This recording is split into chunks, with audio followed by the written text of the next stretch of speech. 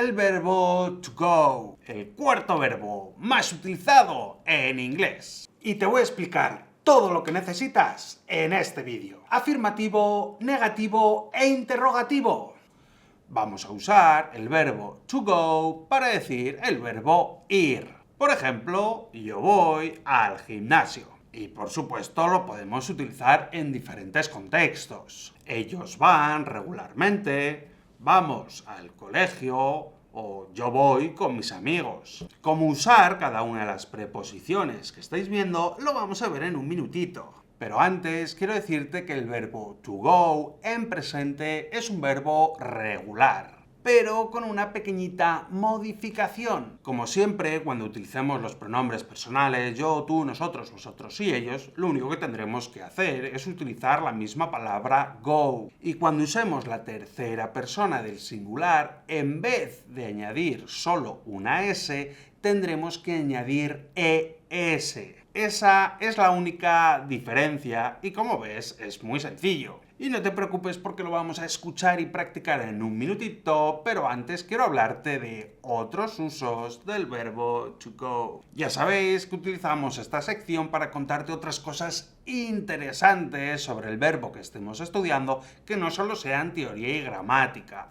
Y como ya hemos hecho anteriormente, te voy a hablar de las preposiciones que podemos utilizar detrás del verbo to go. Y en este verbo en concreto, la verdad que esta sección es bastante importante. Voy a empezar con la más importante, la preposición to, que sería el equivalente a la preposición en castellano a o al, ya que normalmente cuando utilizamos el verbo ir vamos a algún sitio. Como voy al parque, voy al hospital, es decir, que vamos a utilizar la preposición a o a más un determinante que lo contraemos en al. Pues bueno, en inglés utilizaremos to. En pantalla estaréis viendo algunos ejemplos. Y si pensáis otros ejemplos en vuestra cabeza en castellano, casi siempre vamos a utilizar a o al y por lo tanto en inglés utilizaremos to. Pero hay alguna excepción. Por ejemplo, cuando utilizamos un segundo verbo. En castellano, por ejemplo, diríamos voy a comprar y aparece esa a. Sin embargo, en inglés sería I go shopping. Si te das cuenta, no utilizamos la preposición to ni tampoco otra preposición. Lo único que haremos será añadir la terminación ing al verbo. En pantalla podéis estar viendo el ejemplo de ellos van a nadar los fines de semana. No utilizamos to y lo único que hacemos es añadir ing al final del verbo. Si te soy sincero, estos dos ejemplos no han sido los mejores, ya que no solo se ha añadido la terminación ing, sino que además se ha doblado su última consonante. En shop, shopping, había dos p's. En swim, swimming, había dos m's. Pero no te preocupes porque eso lo vamos a estudiar muy bien en el presente continuo. Pero que sepas que simplemente en vez de utilizar la preposición to, lo que haremos es añadir ing al final del verbo. Por supuesto, como en anteriores verbos, también tenemos la preposición with, que en castellano sería con. Aunque no me voy a detener mucho, porque ya lo hemos visto anteriormente. Pero por supuesto, sí que os dejo algunos ejemplos en pantalla para que podáis practicar y próximamente pasarlos a negativo e interrogativo. Otra preposición muy interesante es la preposición on, que en castellano, sin ningún tipo de contexto, significaría en. Pero si lo utilizamos en el verbo to go y con algo de contexto, su significado sería de. Parece un poquito lío, así que mejor vamos a verlo con unos ejemplos. Yo voy de viaje todos los veranos, él va de senderismo durante el fin de semana,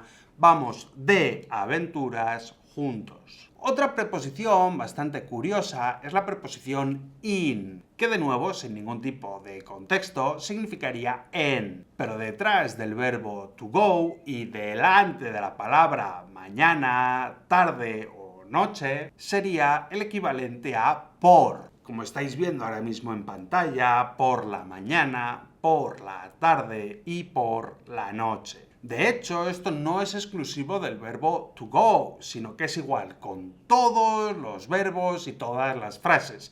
Ya sabéis cómo decir por la mañana, por la tarde y por la noche. Y para terminar con esta sección, como siempre, cuando utilicemos un adjetivo o un adverbio, no utilizaremos ninguna preposición. Ahora sí vamos a pasar a ver y escuchar este verbo en afirmativo.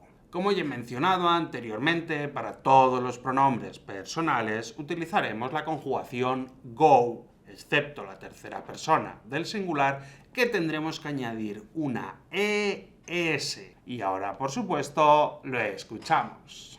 I go, you go, he, she goes, we go, you go, they go.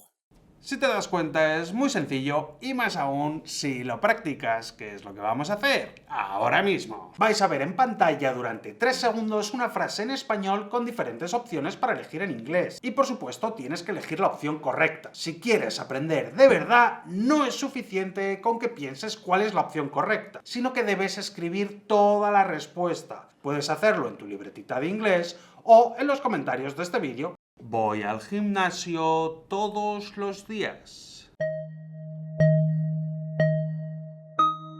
I go to the gym daily. ¿Vas de excursión todos los fines de semana por la mañana? You go hiking every weekend morning. Él va a correr por el parque. He goes jogging in the park. Antes de pasar con el negativo, si te gusta nuestra forma de explicar y quieres seguir aprendiendo y practicando con nosotros, te recomiendo que le eches un vistazo a nuestro curso avanzado. Decenas de personas ya están aprendiendo con Academia 195, link en la descripción. Como todos los verbos regulares, para crear el negativo utilizaremos el verbo auxiliar to do. Y recuerda que no añade ningún tipo de significado, simplemente significa no. Y como siempre, lo tenemos que conjugar usando don't para todos los pronombres personales, excepto la tercera persona del singular, que utilizaremos doesn't. Recuerda que el verbo auxiliar siempre se pone delante del verbo. Como pequeño inciso, no tendremos que añadir ninguna E extra al verbo doesn't. Eso solo aplica cuando tengamos que añadir esa S al verbo to go. Después, en el auxiliar to do, no tenemos que hacer nada diferente porque en el go termine con ES. Simplemente doesn't como siempre. Lo escuchamos. I don't go. You don't go. He, she doesn't go. We don't go. You don't go. They don't go.